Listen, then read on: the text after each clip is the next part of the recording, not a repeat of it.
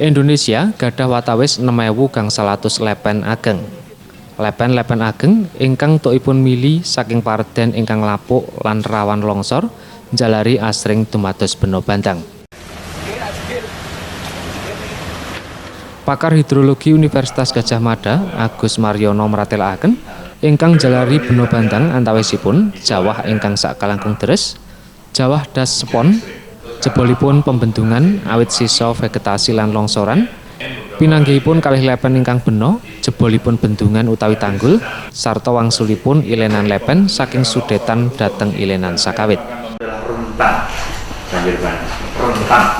Ningali demografi wilayah Indonesia ingkang kathah lèpèn ageng dhateng paredèn ingkang lapuk, saged dumados longsor sawanci-wanci lan badhe mbunteti ilenan lèpèn.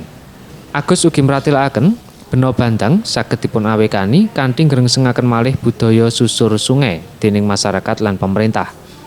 Susur sungai menika wigati awit masyarakat badhe mangertos kawontenan lèpèn ing sacelakipun sarta minangka kupiya kangge ngawekani bena bandang kanthi lampah restorasi inggih menika reresik ilenan lèpèn. Untuk mencegah terjadinya banjir bandang itu atau banjir tadi saya sampaikan demikian. Ayo masyarakat semuanya kita gerakkan gerakan bersih sungai, restorasi sungai, dan utamakan juga susur sungai.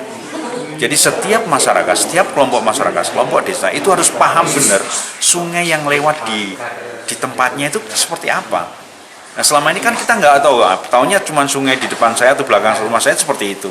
Tapi apakah mereka sudah naik ke atas? Apa yang ada di atas itu harus dilakukan. Dengan begitu maka dia akan tahu apakah sungai saya berbahaya atau tidak. Agus ugi mratélakaken miturut definisi bena bandang utawi flash flood inggih menika bena ageng dadakan, bludak, ngelebi lan rajang maneka barang satemah kathah ingkang kintir.